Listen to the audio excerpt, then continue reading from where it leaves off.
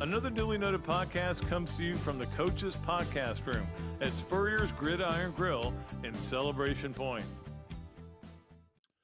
Okay, welcome in everybody to another edition of Another Dooley Noted Podcast. It is presented as always by Titan MRI and brought to you from the Meldon Law Gator Studios.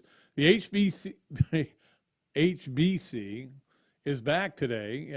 I got ahead of myself. HB back. You know, he's back today. Of course, we missed him 1 week, and the next week was a holiday, so he's back today. I got a lot of good stuff to talk to him about. It looks like on Friday, I'm not 100%. I haven't talked to him, but I've talked to reps. Sean Kelly's going to join us, and I know that many of you have read interviews he's done, the new voice of the Gators, and I'm looking forward to lending my own brand of questioning to him. You know, he'll find out what Gator Nation's all about when I get a hold of him. No, I'm just kidding. I'm looking forward to it. I've heard some great stories about him. No bad ones, all great ones so far. So that'll be great. I hope you guys had a good weekend. I did. I played a lot of golf again. It's just I'm playing too much golf. I played Friday morning. I played Saturday afternoon. And then Sunday I went out because I'm watching the Scottish Open. I got to go play. I can't watch golf. I got to play. And I went and played like 15 holes and, you know, dodge the rain and everything. I'm getting too obsessed with it. I got to get off of it. But anyway, I hope you had a great weekend this week and this weekend. And obviously, we're not there yet. We're not even close, but we're getting there to college football season, which is when this show really, really gets to be a lot of fun. It's going to be fun today, though. We got a lot of good things to talk about. We also have Robbie Andrew on to do our yes, no, way, or maybe, in addition to Coach Spurrier. So you can't do better than the Mount Rushmore of famous people in Gainesville than Steve Spurrier and Robbie Andrew.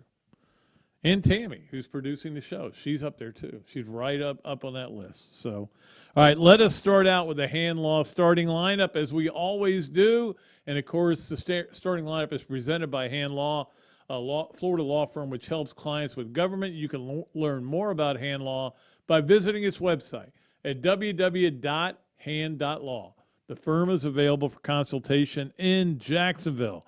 So, Chris, here's what we have for you today. The number one story to me is still recruiting. Now, Florida had a big recruit over the weekend, Eugene Wilson, wide receiver. Today they lost a guy, but again, you never know when you try. And again, it's easy for I said and again twice in a row, didn't I? That was not good. All right, it's easy. It's easy to say Florida didn't get this guy, but Florida actually had already pulled off of him, or they didn't really want him, or his grades weren't good, or the opposite being this is a good student. You know, look, I don't get too caught up in this. But I do follow it. I pay attention to it. Florida's doing okay. They're doing really good. They're top 15 class right now. They need to get higher, and I think they need to be a top 10 class when it's all over. There was a kid named Desmond Ricks. I don't know who Desmond Ricks is, but he said that he did not list FSU among his final schools because they quit recruiting him. Well, maybe there's a reason they quit recruiting him. I'm not saying there is. There's just a million. The best book that could ever be written, and I know that my friend Bruce Feldman wrote a great book about, it was called Meat Market. It was about a year being in Ed Ogeron's war room at Ole Miss. Now, at Ole Miss, you can get in the war room. You ain't getting in many war rooms around these big college schools, as we know. But the bottom line is we never really know what happened. And here's the other thing. It's almost like these guys should announce where they're going to go to school and say, I'm going to start my career at Florida State. I'm going to start my career at the University of Florida. I'm going to start my career at Ohio State. Because we know that you're going to be gone. You could easily be gone. Now, you may stick around. You may be a Kyle Trask who's, I think, now that we get deeper into NIL and all this, I think Kyle Trask's legend only grows as to what he meant to the University of Florida, to stick around and stick around and stick around and not leave when he could have easily left. And even though he didn't have a lot of tape up, people knew he was good. Anyway, but don't worry too much about it. But if you don't worry about it, it's kind of like the saying they have, recruiting is like shaving. You don't have to do it every day, but you're going to look like crap if you don't. So that's kind of the way it is. So you got to pay attention to recruiting as well. But here's the interesting thing. I saw where somebody had Florida ranked 15th. It doesn't matter. Somebody has them 20th. Somebody has them 19th. Whatever they have ranked, it doesn't matter. They're guessing. They're adding. It's kind of a garbage in, garbage out type of deal. But of the 14 teams that were ahead of Florida, they're all going to play them within the next 2 years. I mean, because that includes Miami. And Miami's killing it. They're doing really good. Mario Cristobal's a great recruiter. He knows what he's doing. I personally, that's not my thing, but, it's Miami. But they're doing good. Tennessee's doing good. The South is going to dominate. And I know that Ohio State's doing good. But you know who else is not doing good? No, anybody else in the Big Ten. So, bringing USC and UCLA in only helps you in one regard, and that you get USC who can recruit. But anyway, that's a whole nother story, which is our number 2 story, which is about realignment. And so much crap is just flying around. It is like a poop show out there where everybody, nobody has any idea what is going to happen.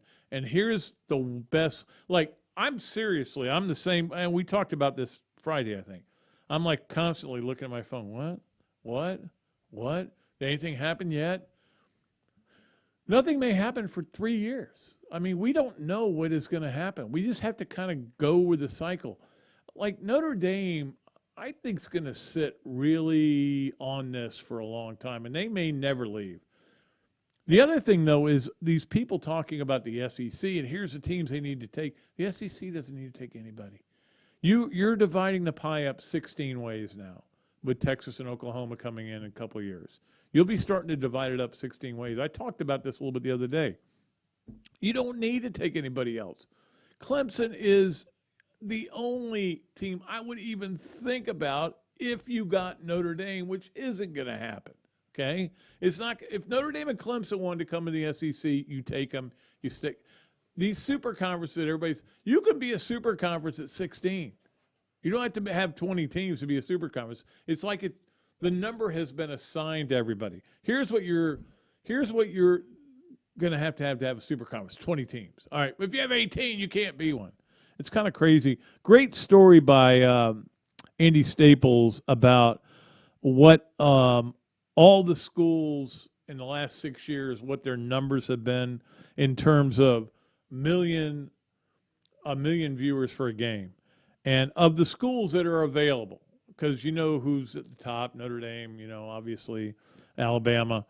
But of the schools that are available, Clemson is at the top with 34, FSU with 31. I was surprised by that.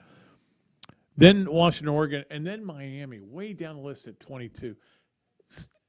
I would think that the SEC, if the SEC wanted to get Miami, I would go to them and physically shake their shoulders. Don't get Miami. Miami's only bad news. Don't get them. Don't get them, no matter what. So anyway, that's what's going on with the realignment. But like I say, it's just like when ESPN, people say, well, ESPN's going to make this work so that the SEC poaches all these teams from the ACC. And I'm like, why? They already got the ACC locked up for like 20 years. Why would they want to pay them in another way? Some of the arguments I'm hearing are really stupid. In fact, I'm hoping to get Andy on in a couple of weeks. I know he's been busy all summer. I want to, and here's the problem we have, and this goes to number 3, which is Big 12 Media Day starts Thursday. It's on. Media Days. However, don't ever think, and I've said this a billion times, don't ever think that Media Days in any league is the start of college football season. It's not. It's not. When the SEC has their Media Days, when it's over, you still have 6 weeks till the start of the football season. That's not the start of football season. But it's interesting, and I'm hoping stories are going to come out of all this that are going to help give us, not only on the radio and here and my podcast, which is here, and also all the stuff I write for different things. It's going to give us options, things to talk about. But Big 12 Media Day starts Thursday, and then and I think it's just Thursday, Friday. So we'll see what happens there. Number 4 on Hanlaw's starting lineup. One of the things that keeps being brought up again now, and in fact, Matt Hayes wrote a column about Greg Sankey and how he can kind of save college football. And I read it, and I was like, I love Matt, and I just went, I don't think that's going to save college football. But, one thing he could do is say, hey, look, I'm going to vacate my role as SEC commissioner and become the commissioner of college football. Now, the chances of that happen are slim and none, and slim left town. But there's a way to make this all work. It's just, again, I go back to the 5 families. And now the question is it 2 families and then there's 3 little satellite families because of what's happened with the Big Ten and the SEC? We still don't know what's going to happen with the Big 12, with the Pac-12. In fact, that is the reason I think that Big 12 Media Days could be interesting. It's because they could come up. Who knows what's going to break? Media Days is when everything breaks, right? So we'll see what happens there. And finally, on Hanlaw's starting lineup, really enjoyed the Scottish Open. 2 cool things about it. One was that my friend J.C. Deacon got a shout-out because of the golfer Kurt Kitayama. He had a chance to win the tournament, and JC was his coach at UNLV, and of course JC came here, but he still works with him. And we were texting back and forth about how cool it was that Jim Nance gave him a shout out during that. That was cool. The other thing was that I did not know this, and it may be true and it may not be true, but I love the story that Nick Faldo told, that the reason there are 18 holes in golf, and again, they're over in Scotland, so this makes sense, is that there are 18 shots in a bottle of whiskey. So you drink a shot for every hole you play. And I'm like, I like that.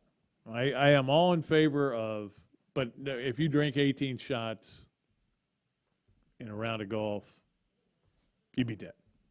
But still, I still like the plan. So now on to the British Open. Rory's a big favorite there. It's kind of funny. Remember when Scheffler, it's like, oh, is he ever going to lose a tournament? Now it's Schauffele. So Scheffler and Schauffele. It's kind of hard to get those straight. Schauffele. So am I going to pick Scheffler or Schauffele? I don't know. I want to pick Rory. Rory's the favorite, but I think Rory's distracted by all this stuff. I really do. I think it's all this LIV stuff and everything. He's become the spokesman for it, and I think it gets in his head. Anyway. All right. We got a lot to talk about. We got to obviously get to our Leonardo's and Millheimer quick picks. I got a funny story about that. Another funny story about our Adams Ribco Gators of the weekend and the Hesser and Kipke 3 things. I've got funny stories about everything. You may not think they're funny. That doesn't mean they're not funny. This means I'm not a good comedian. Yes, no, where, maybe with Robbie Andrew, and we'll talk to Coach Spurrier. When we return, you are watching or listening to Another Dooley Noted Podcast presented by Titan MRI from the Meldon Law Gator Studios. Alberta, I understand you were witnesses to a crash. Can you tell us about the accident?